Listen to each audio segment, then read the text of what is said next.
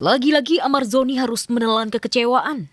Setelah eksepsi atau nota keberatannya ditolak majelis hakim, kini permohonan Amar agar dibawa ke Jakarta untuk menjalani sidang secara offline di Pengadilan Negeri Jakarta Pusat tidak dikabulkan oleh pihak Direktorat Jenderal Pemasyarakatan.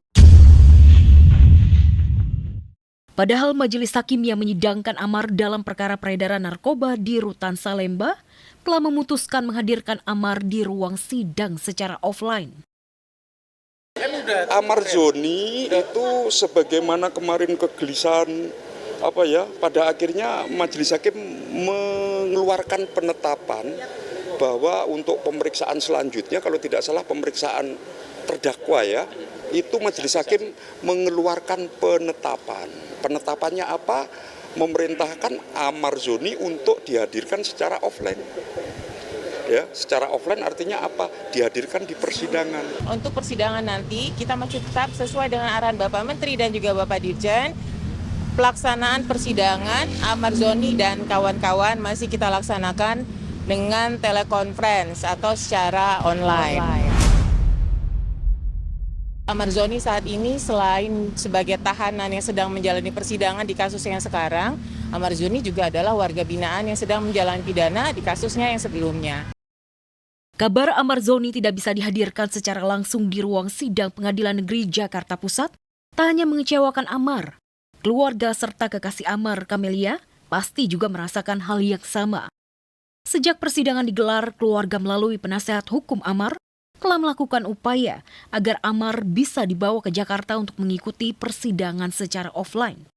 Selain untuk mempermudah komunikasi ketika sidang digelar, mereka juga ingin melepas rindu kepada Amar yang tidak bisa ditemui sejak Oktober lalu. Ya supportnya cuma minta dia dipindahkan di Jakarta lagi biar sidangnya tuh lebih enak, lebih terbuka. Komunikasi pun tidak kami batasi, pihak lapas Karanganyar pun tidak membatasi, tentunya dengan aturan-aturan sesuai dengan aturan-aturan yang memang sudah ada. Kabar buruk Amar tidak bisa dibawa ke Jakarta membuat keluarga dan Camelia tidak bisa ketemu Amar untuk waktu yang belum bisa dipastikan. Komunikasi dan tatap muka melalui monitor di ruang sidang jadi satu cara untuk melepas rindu dan melihat kondisi aktor berusia 32 tahun itu. Gimana Anuki sehat?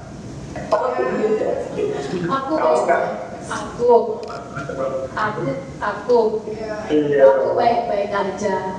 Aksi prank Inul Daratista kepada salah satu karyawannya yang paling setia, Ibu Emi nama karyawan Inul tersebut. Sudah 10 tahun bekerja di bagian HRD perusahaan miliknya. Akting Inul begitu meyakinkan. Pura-pura sewot, ngomel hingga Ibu Emi benar-benar merasa bersalah dan pucat ketakutan. Tak tega melihat ekspresi Ibu Emi, Inul pun mengakhiri aksi pranknya dengan sebuah kejutan tak terduga.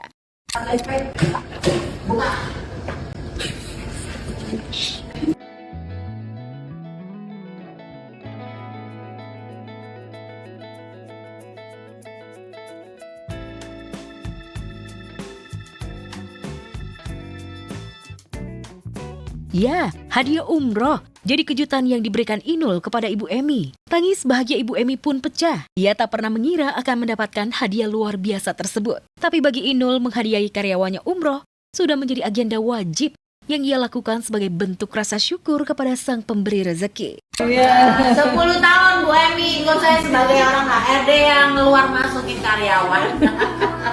Doanya sih pengennya kalau duitnya banyak banget, pengen banyak orang lagi yang mau diberangkatin. Saudara-saudara udah semua, kerabat, sampai teman-teman tuh yang lawas-lawas tuh udah tak tanyain ada yang udah belum umroh, aku berangkatin gitu. Nikita Mirzani boleh saja sudah mendekam di terali besi. Tapi perseteruannya dengan Reza Gladys masih terus mendidih panas.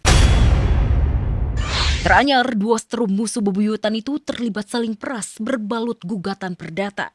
Setelah diminta uang ganti rugi 200 miliar, kubu Reza Gladys minta balik tebusan ganti rugi sebesar 500 miliar lebih sebagai syarat damai. Mediasi yang kita laksanakan adalah jawaban dari para tergugat terhadap proposal para penggugat.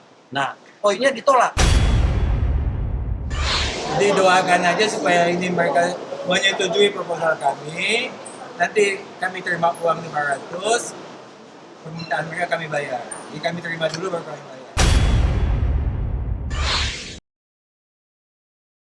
Seolah merasa di atas angin, kubu Reza Gladys Jumawa seakan mempermainkan kondisi mental seterunya lewat permainan angka kerugian yang mereka ajukan. Dan yang menarik, Niki yang koar-koar ingin mengajukan banding atas vonis majelis hakim mendadak ciut.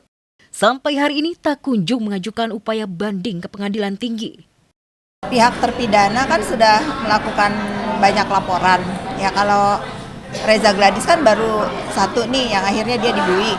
Kalau sekarang dari pihak terpidana juga masih aja bikin laporan-laporan PMH lah apalah, saya rasa Reza Gladys pun berhak untuk melakukan hal yang sama. Ya, sengkarut panas persoalan skincare tak ada tanda-tanda surut. Selain membidik Niki dengan laporan kasus baru, orang-orang yang ada di barisan kubu Nikita Mirzani juga ikut terancam. Doktif Richard Lee bahkan Oki Pratama, sahabat sekaligus pengusaha skincare yang lantang membela Nikita Mirzani, terancam diberangus dan menyusul Niki masuk bui. Usai permintaan maafnya ke khalayak ramai dan mengklarifikasi hubungannya dengan pengusaha beristri Insanul Fahmi, Indra Rusli mengaku jadi korban tipu daya Insan. Pasalnya Insan mengaku sudah menalak Wardati Namawa, istri sahnya. Karena alasan itulah ia mau menikah siri dengan Insan. Sayangnya meski sudah meminta maaf dan beralibi, netizen tak percaya begitu saja dengan pengakuan Inara maupun Insan. Inara dan Insan tetap dimusuhi. Demi meyakinkan publik, Inara langsung memutuskan pernikahannya dengan Insan. Aku di sini mau menyampaikan permintaan maaf atas kegaduhan yang terjadi,